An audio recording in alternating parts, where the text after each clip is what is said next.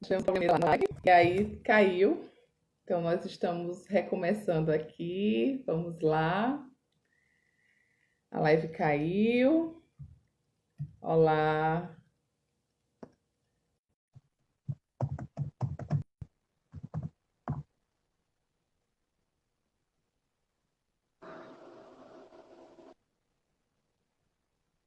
Ellison, tudo bem? Você me ouve?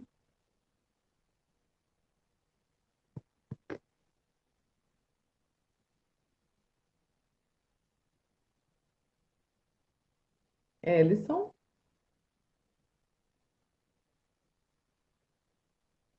Ai, que pena. Hoje tá difícil a internet.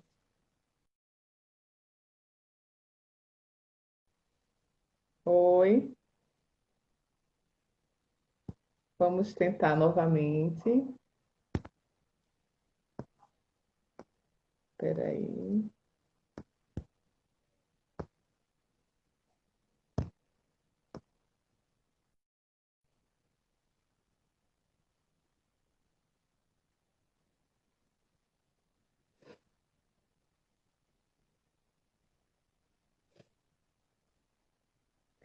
Essa. Oi, Ellison. Olá. Você me ouve? Então, só para deixar o registro, a gente tava fazendo uma live, a live caiu de repente, eu não sei se a gente vai conseguir aproveitar. Então, deixa eu só dar uma situada aqui para a gente poder fazer o registro direitinho, né? Para a gente. Essa é a live semanal Força e Atualidade de Edith Stein. Hoje nós temos como convidado o Ellison Santos, que é mestrando da USP, da psicologia. Daqui a pouco eu leio aqui. A gente está falando hoje sobre Viktor Frankl e Edith Stein, sentido da vida e empatia, né? Então, a gente vai tentar, tomara que a gente consiga recuperar, porque estava tão bom tudo que já estava lá, né? Mas, enfim, paciência. Você estava falando, deixa eu só te. é, mas, enfim, você estava falando, Lisson, você já contou um pouco da sua trajetória, como conheceu é, o Viktor Frankl, né, que foi já tinha feito toda a graduação, na sua graduação, infelizmente, você trilhou todo um caminho de graduação sem ter nunca ouvido falar dele, pressentia que todas aquelas teorias, tudo aquilo ali, ainda faltava alguma coisa para responder realmente o que é o ser humano, né? Por isso que você deve ter ficado enrolando 10 anos, brincadeira. Ficou 10 anos lá procurando um sentido em tudo aquilo, né? E aí depois você encontrou, foi trabalhar enfim, e depois só agora, já quando tá fazendo mestrado, já para entrar no mestrado, você conheceu o Andrés, que tem uma linha de pesquisa sobre Edith Stein na USP, e você está conhecendo, se encantando, vendo aproximações entre Viktor Frankl e Edith Stein. E bem-vindo aí de Mossoró, Francisco de Mossoró. Tem gente do Brasil inteiro interessado, né? Fantástico. Em um e outro. Temos lá o Aquiles, lá de Minas Gerais. E Querido aqui está Aquiles. uma live assim das regiões aqui. Mas vamos lá, não vamos deixar a peteca cair. Infelizmente a gente não vai conseguir recuperar tudo o que foi falado, mas vamos lá. Edith Stein e Viktor Frankl são contemporâneos, né? Viveram, Sim. embora a gente não tenha nenhum registro que eles se conheceram, né? Mas tem algum registro que eles se conheceram? Até onde eu Não. sei, não. Não, Pronto. não, não sei. Acho que não. Ah, tá. Foram contemporâneos, estiveram no campo de concentração, sendo que Edith Stein foi um processo bem mais rápido, né? Já foi executada logo nos primeiros dias. Ele viveu no campo de concentração, né? E ali tem, né? Então pode continuar aí de onde você quiser, para a gente ir seguindo aqui. Você está nos Sim. apresentando um pouco a vida e um pouco da obra do Viktor Frankl. Sim, sim, e fiz um convite, né, anteriormente, faço novamente, porque eu acho que vale muito a pena o pessoal, Isso. quem quiser conhecer um pouco no nosso site, no buscasentido.com.br, Sim. tem uma linha do tempo ali com 50 slides da vida do Viktor Frankl, os principais fatos. Então vale a pena dar uma olhada. Eu estava falando, né, da história do Viktor Frankl porque ele começa o trabalho dele com um questionamento grande, né, sobre a construção da psicologia no início do século passado, principalmente com Freud. Então, eles também são conterrâneos e contemporâneos, né? E ali, conhecendo bem o trabalho do Adler, que é a segunda escola vienense de psicologia, psicologia individual, e conhecendo muito bem o trabalho do Freud, que é a primeira escola vienense de psicologia, Frankl funda a terceira escola vienense de psicologia, que é a análise existencial, e que depois ele prefere utilizar o termo logoterapia, né, que é um termo que ele já tinha cunhado antes, mas principalmente pela confusão que se faz depois nos Estados Unidos com a Dasein Analyse, né, que nos Estados Unidos eles traduziram por análise existencial, mas enfim, isso é um detalhe técnico. Uhum. Frankl, A ele Ana faz... Cláudia está só pedindo para você falar mais do site, o que você poderia ainda acrescentar sobre o site. Ah, sim. É o www.buscasentido.com.br. Lá você vai Uhum. encontrar essa timeline aí, nessa linha do tempo da vida do Viktor Frankl, que eu traduzi do site victorfrankl.org, que é do Instituto Viktor Frankl de Viena, que é um instituto que ele fundou e que hoje a família dele administra esse instituto. E tem o buscasentido.com, que é a nossa editora, para o pessoal Uhum. não confundir. Tá. E você comentou também uma coisa muito interessante na live anterior, que da busca de sentido que o próprio Viktor Frankl tinha, né? E como muitas vezes a gente tenta calar esse grito nos adolescentes, né? Que também tem esse desejo, muitas vezes é silenciado. Então, retoma um pouquinho que também é o tema da tua dissertação, né? O que você está tentando Sim, estar sem pesquisando. dúvida, Magna. Eu acho que esse é o grande tema que eu falo dessa atualidade do Frank nos dias de hoje, e também dessa obra da Edith Stein, porque ambos vivem na sua vida pessoal esse questionamento por algo mais, pelo Uhum, sentido da vida, pela busca da verdade. E uma uhum, verdade que eles não se conformam com as teorias que eram colocadas. Quer dizer, há algo mais do que isso. E Frankl, uhum, ele assume uma postura que, ao longo dos seus escritos, ele vai dizer em relação a Freud, ele não tenta criar uma teoria que vá ser, como ele diz, né, que a logoterapia não é uma panaceia que vai ter a solução para tudo, ou que vá substituir, né, as teorias que existem. Mas ele diz que até um anão pode enxergar mais longe se ele subir nos ombros de um gigante. Então, é como uhum. se ele fizesse essa analogia ao próprio Freud, né, ali, que tomou uma proporção muito grande, obviamente pelas grandes descobertas que Freud faz sobre o inconsciente, as neuroses, enfim. Frankl vai oferecer um algo mais, que é essa visão de pessoa, que ele desenvolve essa teoria, né, até mesmo falando de uma ontologia dimensional, que ele vai falar desse ser humano que não é apenas biológico e psicológico, é um ser biopsico-espiritual, sendo esse espiritual o núcleo da existência humana. Esse lugar no ser humano que não adoece e Uhum. onde está ali essa essência humana, e que aí a gente vê de novo um paralelo ali, uma confluência com a teoria de Edith Stein, né, que vai ver também o ser humano desta forma, né, um ser humano biopsico-espiritual. Então, essa é talvez uma das grandes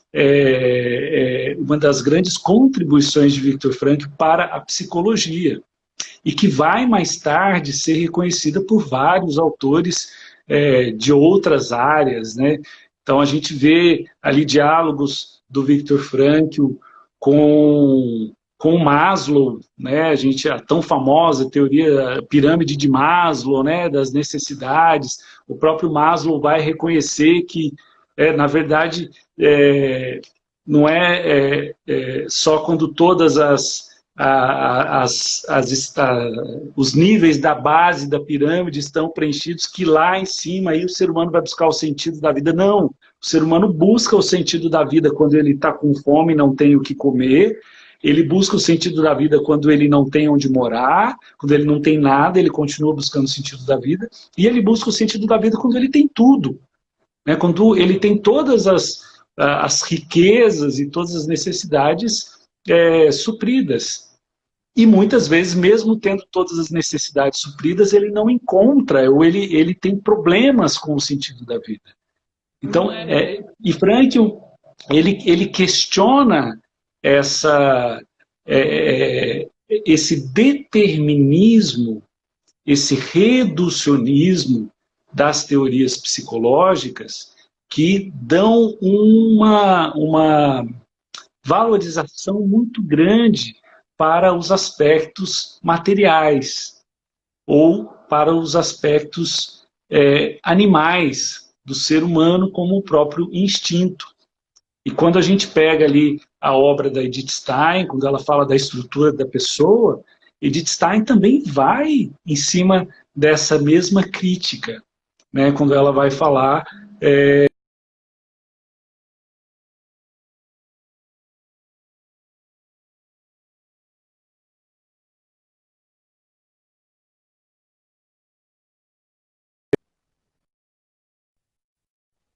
e que você precisa dar uma objetivação para o instinto, tendo que ou você o reprime ou você responde positivamente a todos os instintos. E a grande crítica que Edith Stein faz aí é com relação a onde está a liberdade do ser humano. Onde está essa liberdade desse ser humano que é capaz, mesmo diante do instinto, a dizer eu quero isso, eu quero aquilo. Então, como que enfraquece a liberdade humana se a gente faz uma abordagem supervalorizando os instintos. Viktor Frankl vai, e aí ele aprofunda, né, principalmente depois da guerra, que aí é onde ele consegue publicar os seus livros. Para vocês terem uma ideia, Viktor Frankl tem mais de 40 livros publicados, e sendo que alguns estão sendo agora publicados depois da sua morte, que estão juntando, né, escritos, palestras, e o Instituto Viktor Frankl tem publicado esses novos livros, mas ao longo da sua obra, Frankl ele fica muito conhecido internacionalmente, principalmente nos Estados Unidos, né? Ele é convidado a dar aula nos Estados Unidos, em Harvard, em outras universidades, e muitos, o Al Port, que é um dos psicólogos de Harvard, né, também renomado, ele chega a dizer que a logoterapia é a grande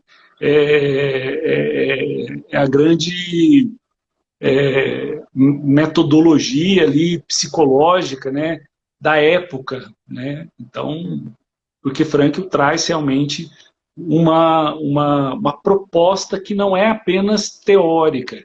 Por quê? Porque ele traz isso para a clínica, para a prática, né, de uma experiência tanto trabalhando com, a gente estava falando de suicídio, né? Ele, antes da guerra, o Magna, ele se tornou responsável pelo departamento de mulheres no Hospital de Viena. Então, o pavilhão de mulheres, né? Então, durante quase 4 anos, ele chega a tratar cerca de 12 mil casos, né, de pessoas com ideação suicida ou suicidas, né? Principalmente mulheres. Então, ele tem ali uma casuística muito grande, muito rica, e que depois ele vai aplicar isso na clínica psicológica, né? Ele atendia como depois, além de ser psiquiatra e neurologista, ele é realmente um psicólogo que vai fazer essa terapia do sentido da vida. E aí tem vários livros, né? O Psicoterapia e Sentido da Vida, ele fala bastante ali da parte prática da terapia, os fundamentos antropológicos da análise existencial e da logoterapia. Enfim, tem um livro que lançado recentemente, Apesar de Tudo, Sim, a Vida.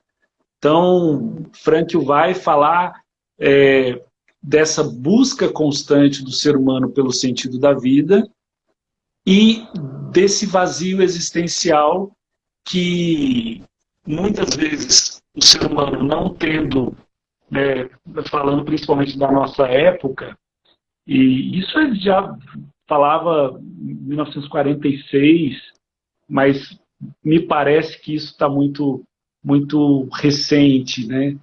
Quando ele dizia que, não sendo o ser humano guiado pelos instintos, como, né, são os animais, porque nós temos sim os instintos em nós, mas eles não nos determinam. E não sendo, estando a humanidade perdendo as suas tradições, o ser humano não sabe mais o que é certo, o que é errado, para onde ir. E não sabendo para onde ir, pode se perder no conformismo. E esse conformismo é esse lugar que muitos de nós, muitas das pessoas nos dias de hoje, vive essa falta de sentido. Como é que a gente reconhece assim, qual a diferença de uma pessoa que tem um sentido de vida e uma que não tem? Como se reconhecer isso? E como buscar, assim, quais são os sentidos, se a gente pode falar assim, né? O que pode dar sentido a uma vida? Assim, é o mesmo sentido para todos ou existem vários sentidos de vida? Fala mais um pouquinho para a gente sobre isso. Legal essa pergunta. É interessante porque quando eu comecei a estudar também, né, Viktor Frankl, os professores falavam, né, sentido da vida, e a gente fazia exatamente essas mesmas perguntas, né? Quer dizer, mas e aí, o que é esse tal de sentido da vida? É o mesmo que é para um, é para outro? E o Frankl, ele vai dizer o seguinte, que primeiro uma resposta para nós pensarmos, que é o que ele diz, o sentido da vida é a própria vida. E aí abrem-se várias possibilidades. Primeiro, que o sentido é pessoal, né? Então, é a própria vida, por quê? Porque está intrínseco na vida. E aí é um princípio, né? Um princípio fundamental. A vida tem sentido. Porque sem a vida, não há reflexão, não há nada, né? Então, a vida tem sentido, isso é objetivo. Para eu encontrar o sentido da vida, eu posso encontrar o sentido da vida na minha liberdade, né? Então, eu tenho a liberdade da minha vontade, né? Então, eu posso encontrar o sentido da vida nas tarefas do dia a dia. Eu posso encontrar o sentido da vida no amor a alguém. E essa seria, a meu ver, né, a forma mais sublime de encontrar esse sentido. E eu posso encontrar o sentido da vida no serviço a alguém. ou a Deus, né? Então, esse sentido macro, né, da vida, né? A minha vida, no sentido da vida numa perspectiva maior.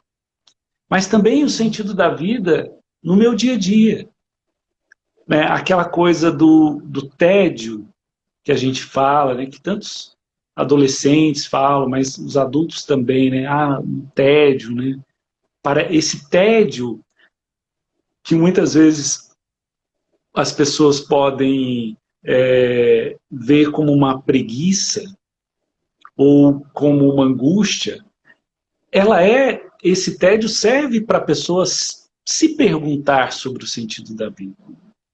Porque é um momento em que a vida está dizendo para você, olha, tá, não tem nada para você fazer agora. O que você faz com nada que a vida te propõe? Então, Viktor Frankl propõe reflexões muito profundas. Uma das grandes reflexões que, para mim, pessoalmente, tem um impacto muito grande que Frankl traz é justamente essa. Olha, não diga para a vida o que você deseja. Não diga para a vida o que você quer. Mas pergunte à vida o que a vida quer de você. Essa é uma reflexão que faz com que a gente se abra para o sentido da existência. Porque muitas vezes a gente vê as pessoas sofrendo porque elas estão frustradas, porque aquele projeto não deu certo. Porque eu sonhei em fazer tal coisa e milhares de situações ocorreram e eu não consegui. Eu gostaria de ter nascido num país diferente. Eu gostaria de ter nascido num país de primeiro mundo. Eu gostaria de ter nascido numa família rica. Eu não gostaria de ser da cor que eu sou. Eu não gostaria de ter o cabelo que eu tenho. Eu não gostaria de ter o nariz que eu tenho. E aí nós estamos entrando num processo de frustração que muitas vezes pode levar, né, ao desenvolvimento de transtornos psicológicos muitas vezes graves. Mas quando a gente faz essa reflexão, Magno, é uma revolução completa na nossa vida.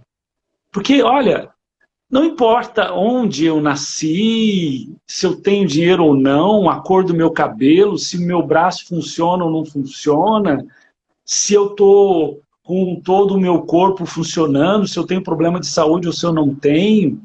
O que importa é que, estando vivo, eu posso perguntar para a vida, vida, e aí? O que tem para hoje? Isso é fenomenal, não é? É verdade. E essa eu acho que é a grande proposição da teoria do Frankl, né? É claro que isso vai muito além, né? Tem questões muito mais profundas aí, mas eu acho que essa é a grande proposição, assim, que... A Ana Cláudia, que ela falou que essa sua fala, ela lembra muito, vai ao encontro com a vocação. Alguém que descobre também a vocação quando nos abrimos para saber o que Deus quer de nós, a que Ele nos chama, o que a vida nos chama. Essa fala que você fez assim, em busca de sentido poderia também ser essa descobrir o chamado, né? A vocação, a para que eu existo, né? Enfim, ela tem essa Exato. aproximação. Exato, exato. Eu pessoalmente gosto um pouco de fazer uma separação, para mim me ajuda a entender, porque Viktor Frankl fala, ele usa essa expressão, ele fala da vida como missão. Né? Então, por quê? Justamente por causa disso que a Ana compartilha, do propósito da minha existência. Então, há um para quê da vida, não um porquê. Então, veja bem, a crítica do Frankl, uma das críticas do Frankl à psicanálise do Freud, é que muitas vezes se perde no porquê. Ah, você é assim por causa disso, disso, disso, disso, porque a sua mãe, porque eu nasci na família assim, porque eu sou brasileiro, porque eu sou negro, porque eu sou Uhum. branco, porque eu sou Você pobre, porque eu consegue sou dar rico. explicação para tudo, mas fica paralisado na explicação Ex e daí, né? Tipo, tá bom, e para, daí? Já é, sei tudo isso, mas e? exatamente. É o para quê da vida, né? E Uhum. aí a divisão que eu faço é assim: profissão, a profissão é importante, né? Mas a profissão ela é um sistema, né? Ela é uma resposta pessoal e também social ao sistema que a gente inventou, que a gente precisa, né, ganhar dinheiro, ter comida, ter bens para sobreviver.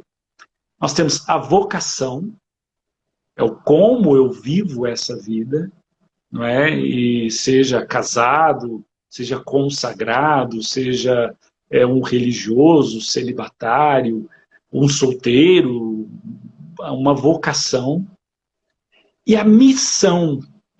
Porque a minha vocação, eu sou casado, eu sou psicólogo, e muitas outras pessoas são casadas e são psicólogas.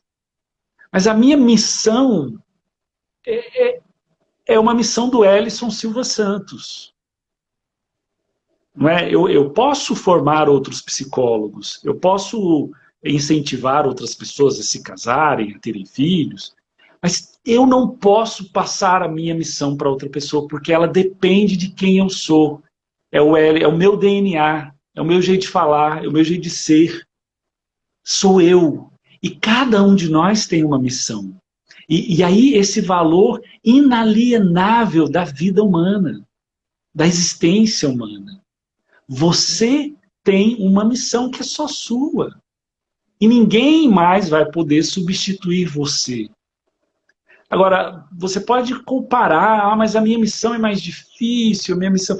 Mas é a sua missão, é você. E encontrar o sentido da vida é responder ao que a vida te pede, é fazer essa dialética com o agora, com a circunstância, com a situação e com o que você oferece de diferente.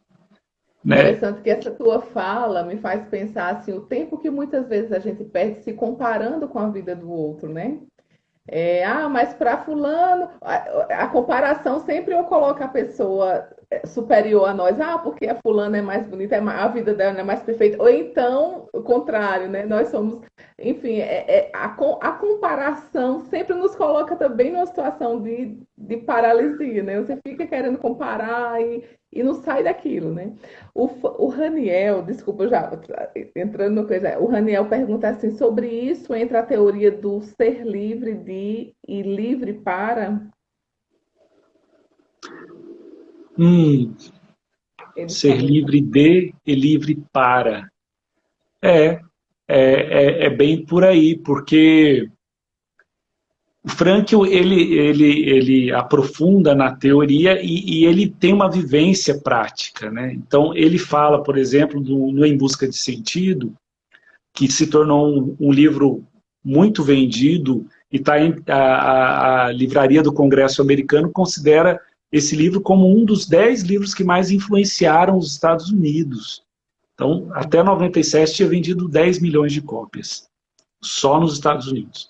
E por quê? Porque ele fala, como psicólogo, do que estava acontecendo no campo de concentração. E muitas pessoas, muitos prisioneiros, naquele sofrimento incompreensível para nós que vivemos no conforto do século XX, né, do século XXI, muitas pessoas corriam para o fio, para a cerca, para tirar a própria vida, por não suportar aquela existência. Frankl, isso passou pela mente dele. E aí foi quando ele olhava para além da cerca e ele fez um compromisso com ele mesmo. Né? Enquanto eu estiver aqui, Ninguém vai roubar a minha liberdade interior. Então, é exatamente isso. Ele não estava livre da prisão. Ele não estava livre de acordar todo dia de madrugada e trabalhar o dia todo, a noite toda, no frio, comendo um pouquinho de sopa, um pedacinho de pão, ficar doente. Ele não estava livre de ficar doente fisicamente, ele não estava livre de perder os seus, ele não estava livre de perder tudo, mas ele estava livre para dar uma resposta. Então, ele vai, depois, na sua teoria, falar desses 3 valores de vivência que nos ajudam a encontrar o sentido da vida. Os valores criativos, né? Então, o que é essa criatividade, né? Que nós vamos perdendo com o tempo, à medida que a gente vai ficando meio adulto, mas que é tão natural na criança. Você deixa uma criança sozinha, sem celular, sem videogame, sem televisão, sem computador, ela vai inventar um brinquedo. Eles morrem, não. eles, eles vão inventar alguma coisa. Né? De repente está pegando um carrinho e fica... Né? Ou eu lembro quando eu era pequeno, não estava sem brinquedo, sem nada, meu pai foi operar em São Paulo, minha tia foi ficar comigo e o marido dela era marceneiro. E aí ela levava uns toquinhos de madeira. E aí eu brincava, eu tinha 5 anos, 6 anos, eu brincava com os toquinhos de madeira, eu lembro até hoje. Então, um toquinho virou um ônibus, outro toquinho virou um carro, outro toquinho virou um prédio. Criação, valores criativos. Então, e nós podemos criar muitas coisas. Como adultos capazes, nós podemos criar poesias, música, teorias, né, como o próprio Frankl e a Edith Stein criaram diante da sua angústia. E aí a gente fala de novo essa crítica, né, ao que nós estamos fazendo com as nossas crianças e os nossos adolescentes diante das angústias que eles trazem. Responder positivamente a isso, valores de criação. O segundo, valores de vivência, que é isso que a gente estava falando, de perceber o que a vida propõe. Poxa, a Magna me mandou uma mensagem, Ellison, olha, o Aquiles falou de você aqui, você quer fazer uma live? Bora fazer uma live, né? Eu acordei cedo e tá chovendo, poxa, vamos viver essa chuva, como que eu vou viver o dia com essa chuva? Né? Agora, a época dos ipês amarelos, aqui tem muito ipê amarelo, aqui em São José, no nosso bairro aqui, coisa maravilhosa. Então você sai de casa, tem 4 ipês amarelos, você fala, uau! E aí, de repente, passa 2, 3 dias, não tem mais nada. Vivência, apreciar a vida, o sol, os vizinhos, as pessoas, o que cada um diz, os colegas de trabalho, né? Enfim, valores de vivência. E o terceiro, que é justamente esse, dessa liberdade que eu falava, que é diante de uma situação que você não pode mudar, você mude a si mesmo. E esses são os valores de atitude. Né? Nós somos donos da nossa atitude diante de todas as circunstâncias. E no fundo, Magna, se a gente for analisar bem toda essa situação, nós podemos ser vítimas de um assalto, de um crime, mas da vida jamais. Nós não somos vítimas da vida. Né? Porque sempre nós podemos dar uma resposta a qualquer circunstância que estamos vivendo. Maravilha. Eu perdi o primeiro. Esse último agora são os valores de atitude. O primeiro são os valores de criação.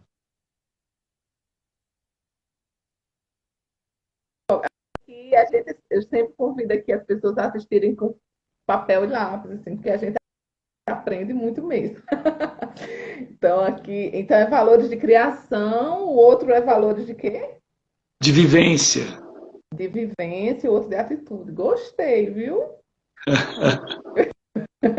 Vou sair dessa live mais motivada a conhecer e estudar Viktor Frankl.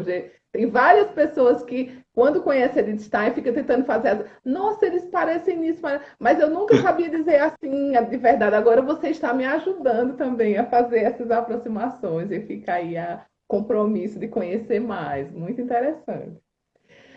O... Então, e a empatia? Onde é que entra nisso também? O que é a empatia de Edith Stein, né? Ajuda também a gente a compreender. Ajuda em alguma forma, ou você está estudando essa questão do sentido da vida, da empatia, em vista também de ajudar, de auxiliar adolescentes, a questão do suicídio, são várias questões muito fortes envolvidas, né? Em que a empatia entra nessa dimensão?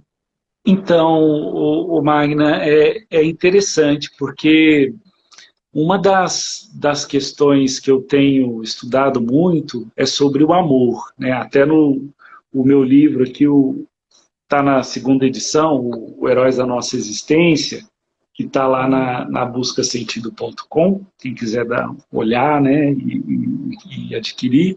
Eu falo sobre a psicologia do amor, mas desse amor solidário, desse amor de percepção do outro.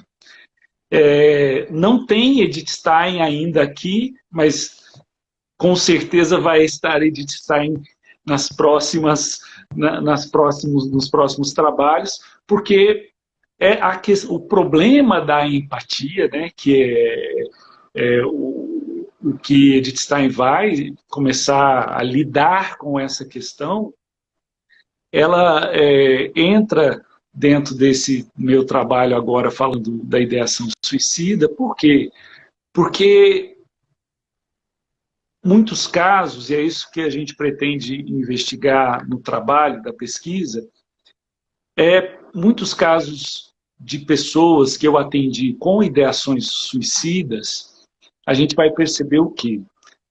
Que a pessoa tem a ideação, considera essa possibilidade, mas muitas vezes, quando conseguem chegar, né, num psicólogo, num processo de ajuda psicológica, de psicoterapia, de análise, e aí eu, na minha experiência, ouvi muitos casos de pessoas que desistiram da possibilidade de cometer o suicídio. Por quê? Por alguém. E é interessante que lembro de vários casos, e as pessoas falam, mas você ainda pensa nisso? Não, não penso. Por quê?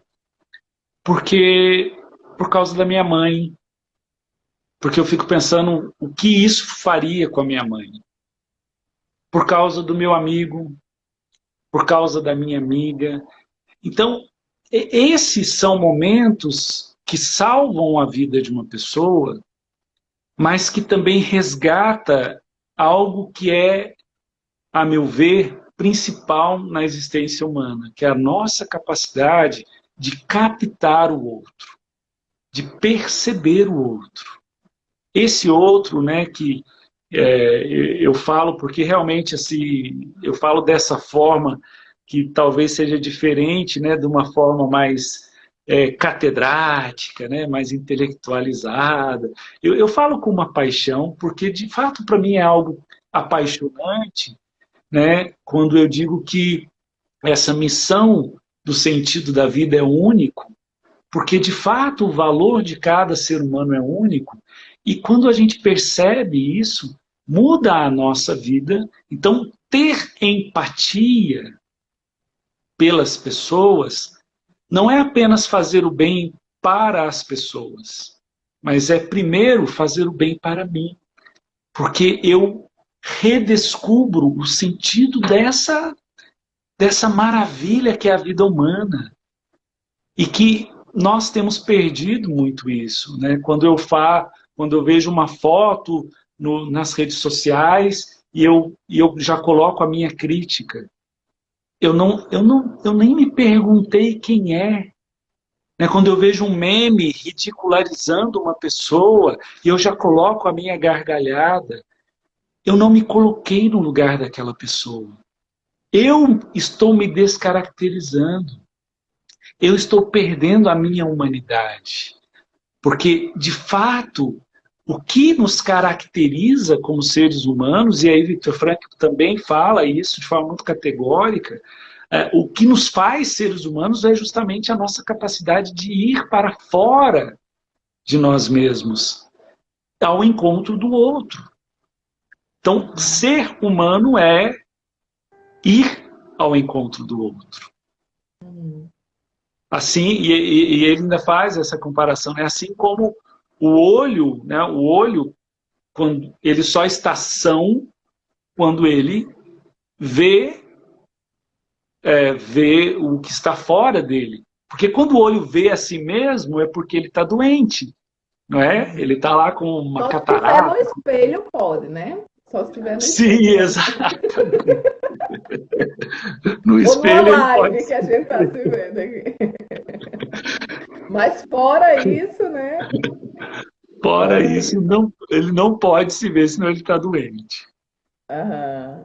Aqui ele está falando aqui que ao olhar para o outro, nos damos conta de que somos vistos de uma maneira que sozinhos não conseguiríamos nos perceber, né? É isso mesmo. Fantástico. Profundíssimo, Aquiles, profundíssimo, Ah, Aquiles. O Aquiles é especialista É nesses uma dois autores, figura, hein? com certeza. E foi ele que indicou você. Ele estava aqui se segurando para não estar aqui também, né, Aquiles? Mas vai ficar para uma próxima. A gente quer ter você aqui novamente, viu, Aquiles? Muito bom fazer uma live com você. A gente fez uma sobre a autenticidade, muito bela, assim. Foi muito gostoso estar aqui com o Aquiles. Mas, enfim, voltando para você, me ocorreu uma dúvida. A gente pode ter um sentido de vida, depois perder. E se pode perder, como é que faz para encontrar de novo? Assim, existe isso de ter e perder, ou depois que a gente acha, não perde mais?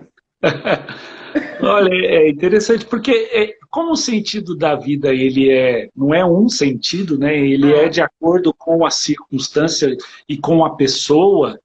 Então, de repente, uma coisa é interessante essa pergunta, né? Porque veja bem, no mundo religioso, talvez uma pessoa encontrou um sentido para a vida dela numa comunidade, num movimento, e aí ela se entregou àquele movimento, àquela religião, e de repente algo aconteceu que ela se frustrou, porque alguma pessoa fez algo, enfim, e aí, de repente, tudo que ela estava construindo, que trazia sentido para ela, ela coloca em xeque e falar, isso não faz mais sentido para mim. Ela pode entrar num processo de vazio existencial, porque tudo que trazia sentido, naquele momento não traz mais. Ou um casamento que, de repente, não deu certo e era a razão, trazia sentido, era o que fazia com que a pessoa acordasse cedo para manter aquele sonho, aquele projeto, e de repente tudo dá errado. Então, esses são momentos de frustração de coisas que podem ser o sentido da vida para a pessoa. E aí a vida, o que a vida espera de mim? Essa é a pergunta, para eu encontrar de novo o sentido. Né? Então, essas situações de frustração de sentido, que podem ser inúmeras coisas. Né? Só que muitas vezes a gente vai aprendendo com a vida que muitas vezes nós colocamos o sentido da nossa vida em coisas perecíveis.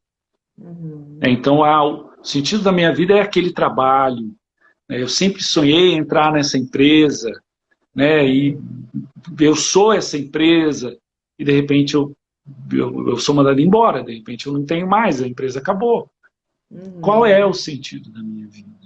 E aí eu vou, se eu sobrevivo a essas frustrações, a tendência também é que eu coloque, que eu encontre o sentido da minha vida em coisas mais profundas, em coisas que não vão me frustrar. E aí eu vou amadurecendo como ser humano. Então, é um processo constante aí de encontro. Isso mesmo. Encontro, às vezes, de encontrar, de perder, de achar de novo, de ir em busca, né? E sempre em busca a cada dia. Você encontrou vários pontos de aproximações aí, né, entre Edith Stein e Viktor Frankl, né? A crítica ao determinismo, a visão de pessoa, biopsicoespiritual. E a gente sabe que Edith Stein entrou realmente assim após a conversão, ela foi num crescente em relação à vivência realmente religiosa, mística, tal. Em, em, em Viktor Frankl, ele considera também essa possibilidade, essa relação do ser humano também com Deus, como essa ele foi judeu, não é isso? E permaneceu judeu. Como ele via essa relação de, com a transcendência mesmo? Era também parecida com ela ou ele dá uma outra dimensão? Olha, Frankl, por ser médico e psicólogo, enfim, ele está nessa área da ciência, mas dessa ciência aplicada, ele, ele toma todo esse cuidado para não misturar o campo da fé com o campo da ciência, né? Então, ele faz um trabalho árduo, muito árduo, de provar aquilo que ele acredita, né? Diante não só do que acredita, mas diante do que ele percebeu pela experiência de trabalho dele. Então, a obra dele vai muito nessa linha de uma comprovação científica, mas ele era um homem que, e aí pelos relatos, né, de pessoas que o conheceram, né, um judeu de fato, né, que visita o templo, que faz as suas meditações, um homem que transcende na sua visão de mundo, na sua visão de vida. É um daqueles teóricos que não teístas, né, do ponto de vista que realmente ele fala de Deus no sentido de fazer explicações como essa, né, um ser humano pode encontrar o sentido da vida amando alguém ou servindo a um Deus. Então, ele faz esse reconhecimento, ele não é como aquele teórico ateu que tenta tirar todo esse aspecto, todo esse fenômeno também humano e que transcende, que é a espiritualidade.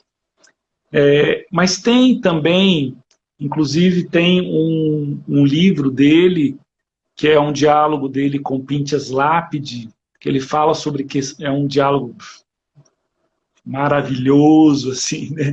Sobre questões, né, sobre Deus, e tem a tese dele sobre a presença ignorada de Deus.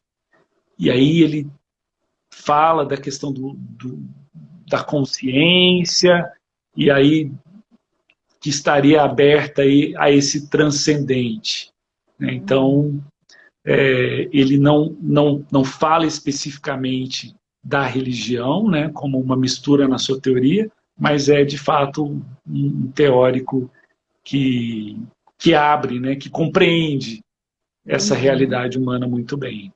Uhum.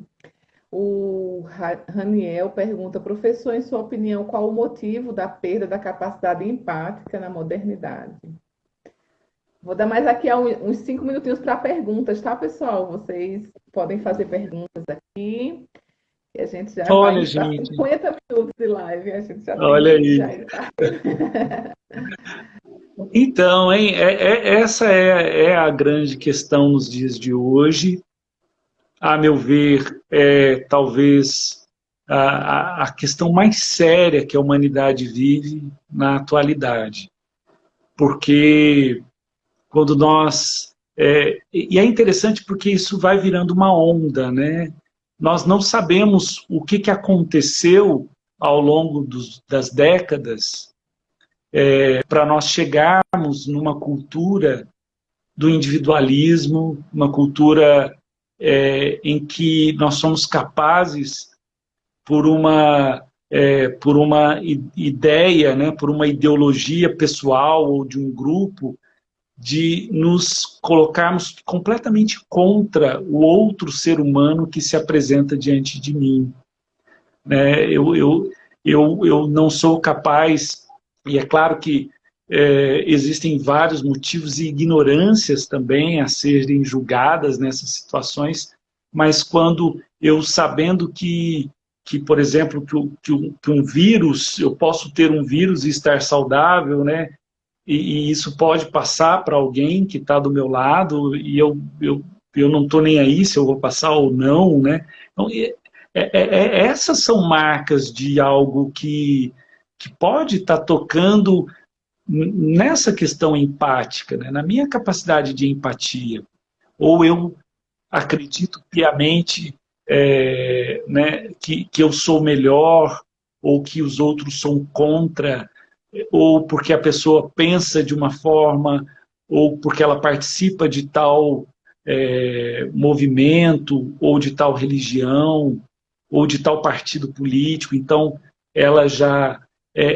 Eu vejo que há vários fatores que influenciam nessa perda empática da nossa sociedade, e muito disso tem a ver com o empobrecimento também reflexivo, um empobrecimento na nossa capacidade de simbolizar, um empobrecimento na nossa capacidade de artística, né, de transcender, né, de perceber que a vida é muito mais, gente. Não dá para a gente colocar a vida numa caixinha de 8 ou 80, né, de verde ou amarelo, de azul ou vermelho. Então, eu acho que está tendo muitas coisas que influenciaram para a gente chegar onde a gente está, mas vejo também muita esperança, porque há movimentos, há teorias, né, como nós estamos falando aqui agora, né, que estão levando também as pessoas a tocarem naquilo que é o principal delas, né, do ser humano, que é essa capacidade de perceber o outro. Né?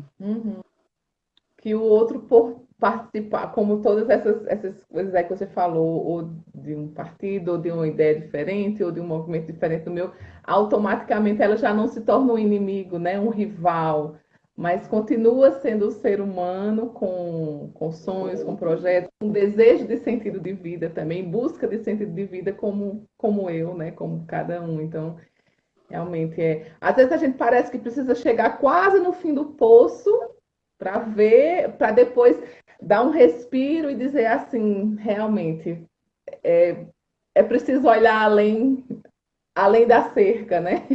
É preciso olhar É, além, né? É muito simbólico. O símbolo da cerca também ficou muito forte aqui para mim. Me fez recordar, inclusive, aqui de Jesus. Ele fala para os discípulos, primeiro ele fala da cruz, que eles iam precisar abraçar a cruz a cada dia, e depois ele pega dois discípulos, sobe ao monte, e aí lá se transfigura, tudo. Era como se no fundo ele quisesse, e depois eles descem de novo para a realidade, né? Como eles disseram, é necessário abraçar a cruz a cada dia, mas olha aqui que tem uma glória, que tem uma esperança reservada. Agora volta para a tua vida, vai ralar um pouquinho lá, depois a gente se encontra aqui em cima novamente, né? Então, esse movimento de a gente olhar para além, né? Além do sofrimento, além da dor, não negando, né? Mas saber que existe um sentido também, dá um sentido também àquilo que pode ser o para quê também. Se eu é, entendi bem o que você falou, eu colocaria assim. Ellison, olha, foi uma grande alegria, um grande prazer te conhecer, viu? Passou tão rápido. Eu só queria só aqui, como não ficou registrado no início, só para eu ler aqui um pouquinho da a tua. O Ellison Silva Santos, apresento para vocês com muita alegria esse novo mestrando da USP, que vai desenvolver esse trabalho associando a Edith Stein e Victor Frankl, vai fazer um trabalho muito bonito. Eu espero ver o resultado desse trabalho. Ele é psicólogo especialista em análise existencial e logoterapia, atende adolescentes, adultos e casais. Ele é cofundador do Instituto Busca Sentido, autor de Heróis da Nossa Existência e 13 Razões para Viver. Dedica seus estudos à psicologia, ao amor e à prevenção do suicídio em adolescentes.